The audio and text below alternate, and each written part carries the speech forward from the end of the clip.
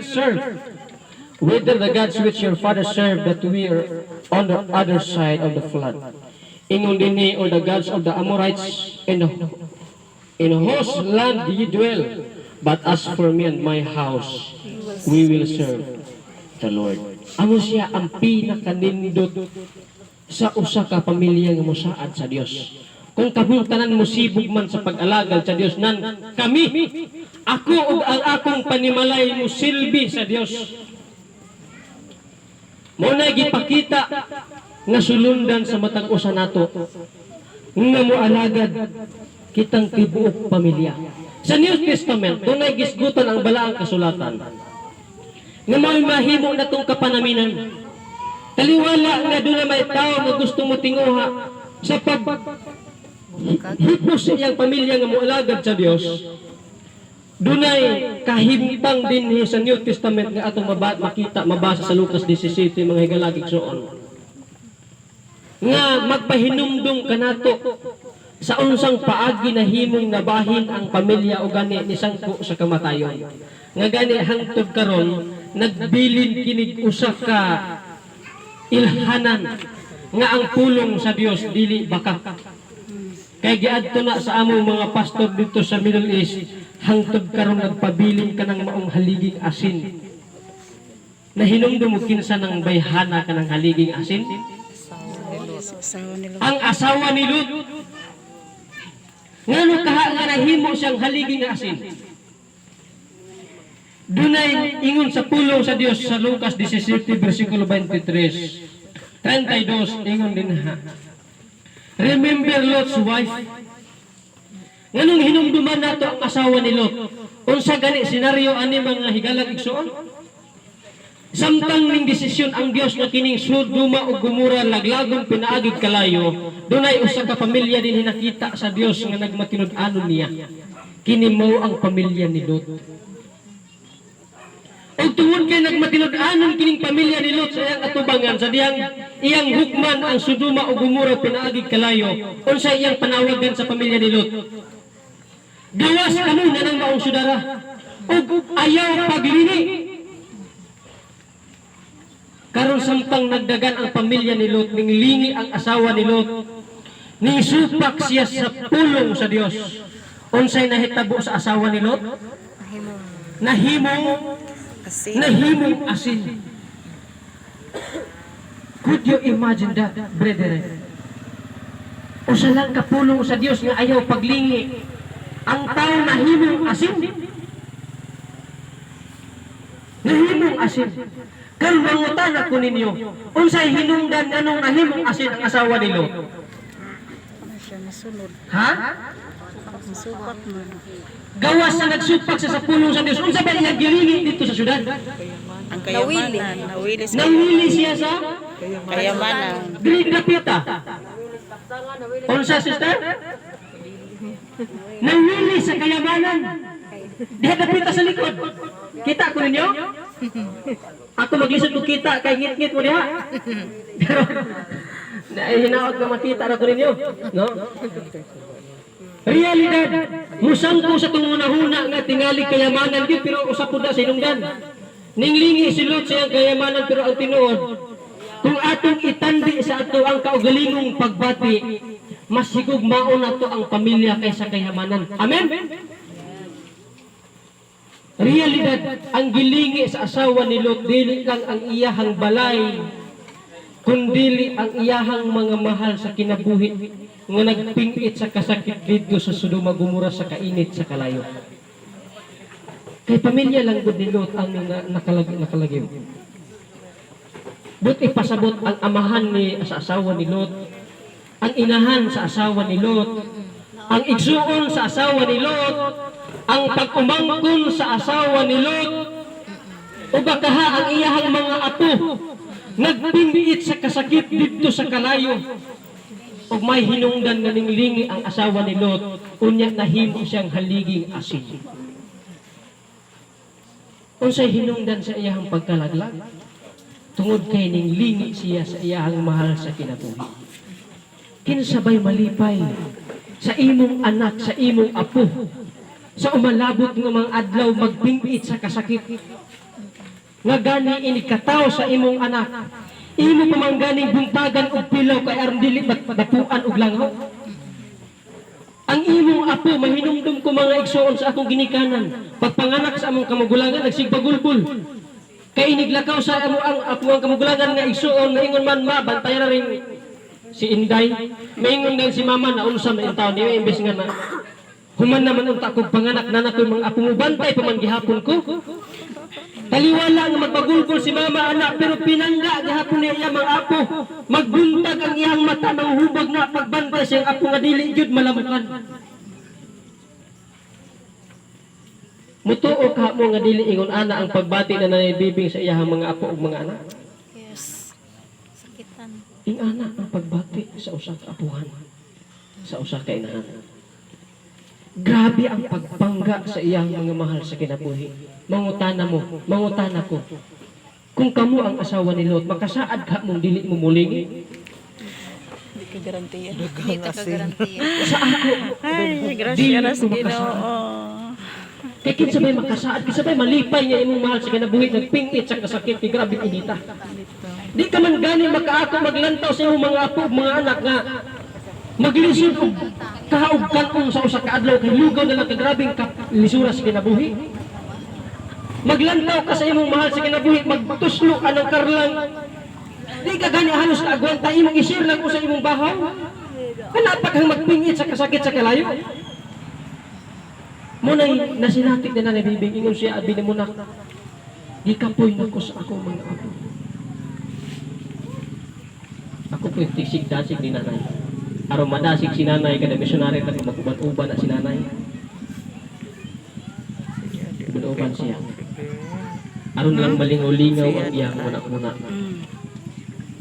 Pero tingnan mo dala-dala niya ang kasakit sa iyang dughan. Nga nagalantaw sa iyang mga mahal sa kinabuhi nga wala niya nahimo sa pagkauban sa pagsimba. Realidad. Musulti ko sa tinuod dunay panahon nga makauban sila simba at ginalin sa una lipay kay sa nabibing gaskin gabuktot na mo kugi nagprito sa puso kalang ati tunilin daghan na tugluto na kay mangayo ito si tunilin luto ba na walay kakapoy si nanay walay kakapoy pero one thing nga mo'y makapakapoy sa usa ka ginikanan kanang maglantaw sa iyang mga anak nga dili mahimong maluwas pag-abot sa panahon. Mabitaw na nga sa katapusang panahon, dunay katapusang hilak. Asa na mabasa, Brother Ben? Nga ang Dios ang mupahid sa atong mga luha. Sa pinadayag. Si Jesus ang mupahid sa atong mga luha. Ngano mo hilak man ta ng panahon na? Kay kinsa malagi dili mo hilak kay imong mga mahal sa kinabuhi pagpingit sa kasakit. Wala. Walay makasaad ka dili ka makahimo sa paghilak. Makahilak ka gyud. Kahilak ka gyud. Ingon ana ang pagbati. Pagbati sa usa ka ginikanan ngadto sa iyang mga anak. Maskin sa mga apo, no? Ingana ingon sa Lucas 17:28, so likewise also as it was in the days of Lot. They did eat, managpangaon, did drunk, managpag-inom, di boat, managpamaligya, managpamalit, di sold, managpamaligya, di planted, di builded, managpananom, managhimuay o balay. Nakita ba ninyo din sa atong kahimtang? Pag-abot sa COVID, naundang ba ang paghimuay balay? Wala. Matingala mo, pag COVID, perting pagkasuluga sa mga tindahan, panamilit, pinamalit, siminto, bakal, hinimuay o balay. Ingon din ha, but the same day that God went out of Sodom, it rained fire and brimstone from heaven and destroyed them all. Ingon man usab ni ana ang pag-abot sa anak sa tao. Dili nato maalimgatan nga mubalik na ang Dios kay naa matas kahimtang sa kaharuhay. Kay usahay realidad mga higalag mga kaigsuonan. Masinati lang nato ang pagtawag sa Dios pag naatas kalisod. Pag naganita sa kaharuhay, di ganita makantigo sa pagpasalamat. No? Taon na ganit tagdali-dali, labay naglitson atong sudan. Di pa usapon og tarong. tukan lagi. Kay laming man kayo.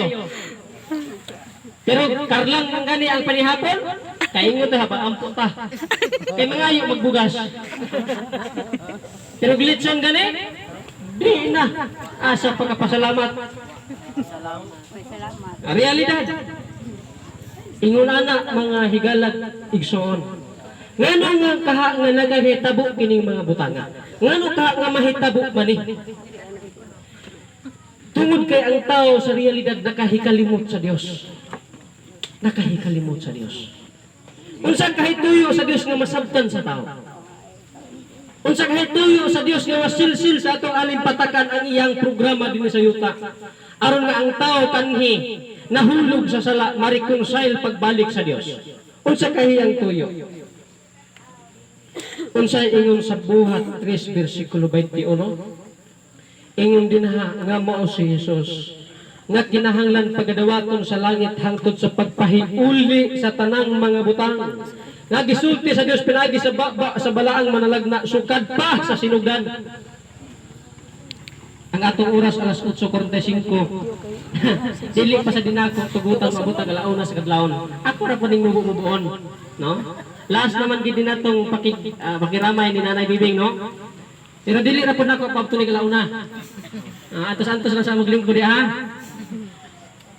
Unsay tuyo sa Dios aron masabtan nato ang iyang paagi? Iyang ipahiuli ang tanang mga butang. Aron kulong nga mahimong maunsa nato, mahinumduman nato ang mga butang na umul sukad pa sa sinugdan. Buti pasabot tuyo sa Dios nga nga atong una-una ipabalik sa kanhi. Katong sa Eden. Mabutaligin sa Jeremias 6:16, and thus said the Lord, stand ye in the ways and see, ug tan-awa, and ask for the old paths, ug pangutana sa karaan nga dalan.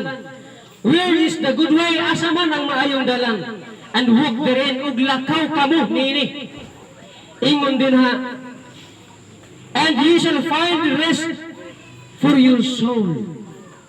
Ug makakaplag sila og pahulay sa ilang kalag. Sa unsang paagi? Kung madumduman nato kanang old path nga iyang gihisgutan. Apan unsay makasusubo, kay motubag man ang mga tao, but they said, we will not walk therein. Mulakaw ba sila anang old path? Kamatikod mo, sa unang panahon sa wapay krasada dito sa Cebu, ang among dalan perting pig-uta. Pero pag abot sa karsada, abot ng bulldozer, wa nay moagi bisag shortcut at tugid moagi atong lapad. Normal man na sa tao mangita gitag lapad. Pero ang gingon sa balang kasulatan, asa paingon tong lapad nga dalan? Perno. Impierno. Ang sigpit nga dalan asa paingon? Langit. Kaluwasan. Dapat pasabot tuyo sa Dios nga may hinumduman nato ang pag-umol sa Dios sa iyahang pamilya dito sa sinugdan. Kabalo mo kung sa'y gihimo sa Dios, Genesis 2:18 ngadto sa 24. Unsay gingon dinha? Ngano nga ang pamilya magka-watak-watak? Ngano sa pamilya dunay pagkagubot, dunay pagkabungkag, tungod kay malimtan nato usahay ang pag-umol sa Dios sa iyahang pamilya. Ang Dios nagtinguha nga ang atong panimalay mahimong gamayng langit. Muna'y pinakatinguha sa Dios. Ingon diha sa balang kasulatan og ingon si Hiyuba nga Dios, dili maayo nga ang tao mag-inusara. Dili di ay pwede, dili di maayo sa tao nga magtiguang ulitaw. Dili di ay pod maayo sa matud pa sa Dios nga magtiguang dalaga. Buti pasabot nga magkaminyo kita ni sa mga dalaga diha. Pagabuhatan ko siya katabang nga angay kaniya og giumol ni Jehova nga Dios gikan sa yuta ang tanang mananap sa kapatagan. Before niya gi-create ang tao, unsay iyang unang gihimo? Iyahang giumol ang yuta sa tanang mananap sa kapatagan ug ang tanang nga langgam sa kalangitan ug sila gidala niya kang Adan aron makita niya kung unsaon niya paghingalan kanila. Buti pasabot kining mga pangalan sa mga hayop, pangalan sa mga kahoy tanan Kisa naghingalan ana? Si Adan. Dili ang Dios ang naghingalan ana, si Adan. Muna trabaho gihatag sa Dios kang Adan. Ingon din na. Ingon din na apan alam kang Adam wala hikaplagan nga katabang nga angay kaniya kay siyempre ang Dios nag-create siya mga hayop, babae ug laki unya nakita sa Dios nga si Adan nagkinusara naman eh. Unya kita siguro sa Dios nga ang mga hayop galabing-labing. Kita mo nang tukmo punay nga sa masang gisgutan atong maging gabi eh. Perting sweet ah. At sabay di mangandoy og sweet, no? Ako ganing ulitaw pa nangandoy ganing sweet. Asabot na ng mga wa na sweet diha kay aslom na lang nabilin. Ngandoy og sweet oy. Nakita siguro natin nga unsa man mga kandingan niya. Sweet man kayo, subo taon si Adan. Nakita na sa Dios. Hinungdan kitagaan sa kapartner. Ingon diha, o gipahinanak ni Hiyuba nga Dios si Adan o nakatulog siya. Unya mikuha siya kung sa usaka sa iyang mga gusok o gitakpan niya. Ang unod sa dapit niini o ang gusok niini gikuha ni Hiyuba nga Dios gikan sa tao. Gibuhat niya nga usa ka babae. Kining babae asa gikan? Sa gusok sa laki. O kanang babae dili nato nagasumbag-sumbagon. Kanang atong asawa ato ginang panggaon kay bukog mo na sa atong bukog. Dako kay gamin sa gawas, di ba? Dili gina nato kasumbag-sumbagon, dapat ibutang ginadapit diri. Kay naaman diri atong heart. No? Ato ginang panggaon ang atong asawa. Wala na gimugna sa Dios aron atong sugo-sugoon. Kasab-an, singka-singkahan. Sa dalaga pag ulitaw magisgot og kasing-kasing. Ini kaminyo magsingka-singka. Pirte. Gibali. Wala. Unsa gingon din na? Kini makaon ang bukog sa akong bukog gugulod sa akong unod. Siya giganlan nga babae o gikuha sa gikan sa lalaki. Nganong ginganlan babae ang babae? Kay gikuha siya gikan sa gusok sa lalaki. Tungod nini ang lalaki magabiya siya ang amahan og iyang inahan og moipon siya sing asawa og sila mahimo usa ka unod. Ang duha ka binuhat maun sa sila. Mahimong usa kay dili lagi tuyo sa Dios nga mag-inusara ang tao. Duna ginay partner, no? Aron mabuo ang pamilya. Pameta na sa usa ka balay kung bana lang ang naa dili na matawag pamilya. Kung asawa lang pud ang naa dili pud na matawag pamilya. Magguban gina amahan inahan og anak ay hang matawag og pamilya. Unya ang gihimo ni iba kay naglatagaw manig siya lang usa. Ingon ang Dios, ayaw ka magbiya sa imong bana. Karon kay kis iba naglatagaw manig siya lang usa. Nakahigayon karon si Satanas. Lagad bay. Gitingkal niya karon sa iba. Mabitan nga bisan ako bisan asa kung nadapitan maadto ang akong advice sa magkaayon. Magminyo gani mo, ayaw mo pagabulag-bulag og adtong gawas kang trabaho. Ang bana, huwag gaminyo mo adtong banas, maabroad. Ang asawa mo adtong gawas kay maabroad. Ang resulta, ang bana na pinagkita hinuglain. Kasagaran. Ayaw na lang mo pagminyo. Kung maglakaw-lakaw maglayo. Nagminyo gani kay aron nga magkauban. Nagminyo hinawan aron magkalagyo. Terrible. Ayaw nga mo pagminyo-minyo. Muna klaro niyo abroad pa magminyo. Ayaw na. Makahigayon pag maayos si Satanas. Amen? Lagagin nyo na supakon mo muna yung realidad. No? Maminyo gani, mag-uban, huwag bulagay. Sa lisod ko, magiging bahalag saging, basta labing. Bahalag magtuslo sa tuyo, basta labing lang. No? Tuyo ang isudan, may kurat na. Di lang maghubag ang mata kay na black eye. Mura na gituyuhan ang mata kay kapula-pula. Nasuntukan naman dahil sa bana. Dili nga ana ang plano sa Dios. Magminyo gani, usag yun, walay bulagay. Aron mahimo silang usa ka unod. Kay imo nang ilayo, mangita mo naglaing unod. Ngita na ay. Ayaw gyud, no? Ayaw gyud. Unsa may tuyo sa Dios? Giumol sa Dios ang pamilya dito sa Eden. Pero tungod lagi kay nisupak kini si iba sa tuyo sa Dios nga mag-uban-uban sa permit ni Adan. Nahulog hinungdan tao sa sala. Hinungdan nga dunay ing-ani. Dunay kamatayon. Dunay bijil-bijil. Dunay wali-wali din sa tubangan. Ang tinuod sa buhay patos na ibibing, naaman ni si Kuya Joy, at ito nilin. Nagisgot-hisgot mi. Isa nga binamunak, mamatay nagikuan eh. Ko ayaw pagpatay-patay hanay. Kay perting lisura ka mamatay, ang lungon mahal ka ayaw. Ala na, ito nilin. Muna yung among gika, hisgot-hisgotan pag mamatay na ibibing. Ko ang mahal, ang lungon mahal ka ayaw. Ang kape. Ang mahalan sa kape. Ingon siya, ayaw giko ninyo bilar-bilari ha. Bakas magbuo pa siya na to. Di na. Tuyo sa Dios buuhon ang pamilya. Nga dunay Dios. Nga dunay patilan niya ha.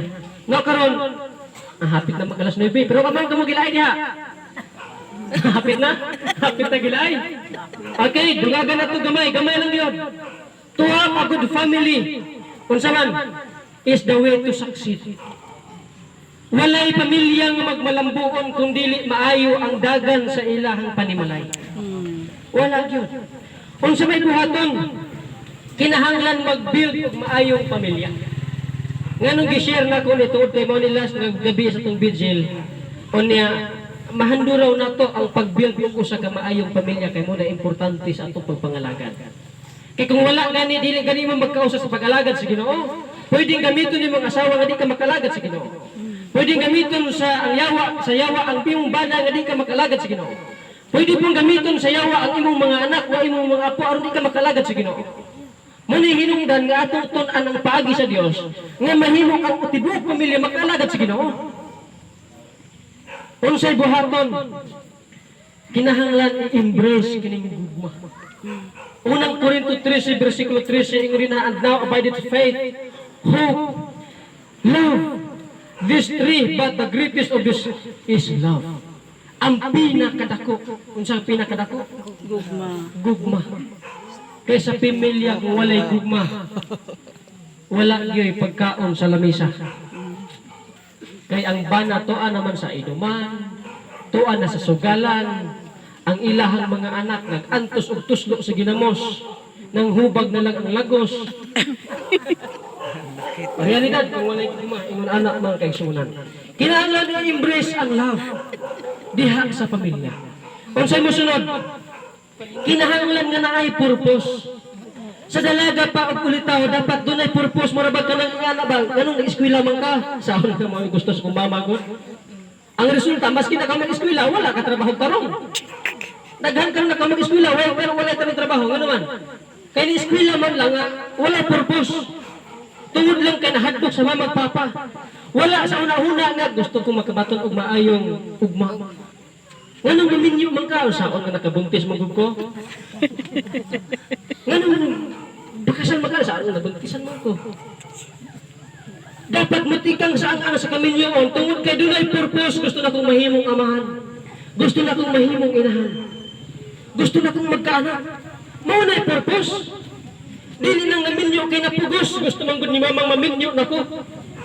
Dili pud kay maminyo kay tao nga 27 naman gud akong edad. Nagdali sa panahon kay murag katagulang na. Dili nga na. Dunay purpose. Matikang ganis ang sa kaminyoon dunay purpose. Kinahanglan dunay purpose. Ingon ang balang kasulatan mga igsoon gipalandong ko ang mga adlaw sa daang panahon. Kinahanglan masabtan nato ang creation sa idin sa karaang panahon.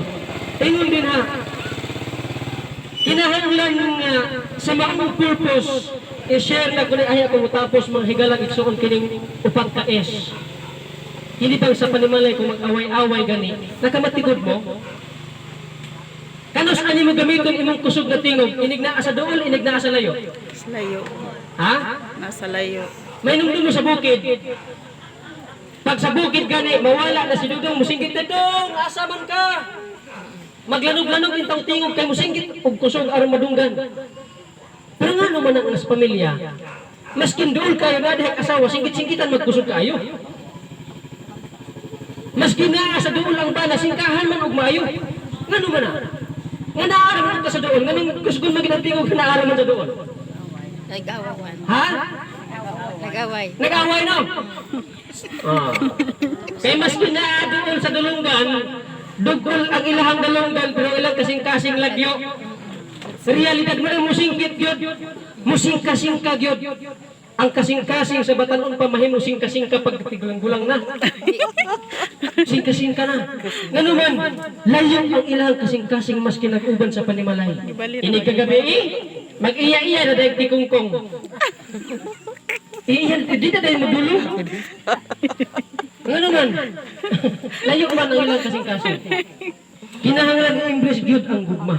Dunay upat kaes nga kung ihatag, shelter of storm ang tahanan ang balay. Kinahanglan kining maong balay maoy dang panahon sa bagyo. Bagyo sa kalisod.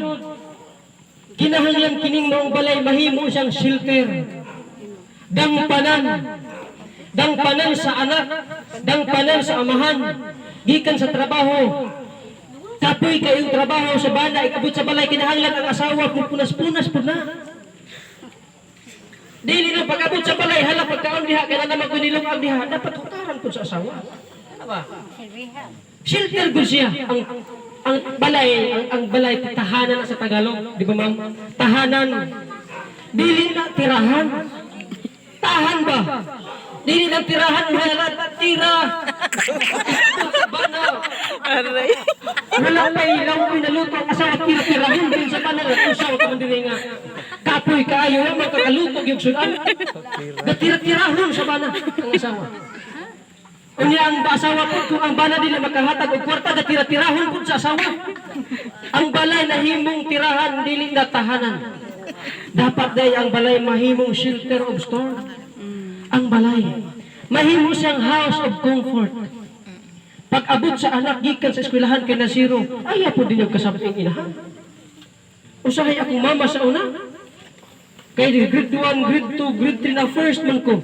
Hangtod pag grade 4, first ko. Pagka grade 5 na ko, kaya naipog naman kong chicks. Nasikand na lang ko. Pag uli sa balay, gibanat-banaton kong tira sa mga nasikan na malang ka. Grabing hilak na kay uban ganun makapasar lang halos mag-celebrate. Samantalang ako nasikan regali ko.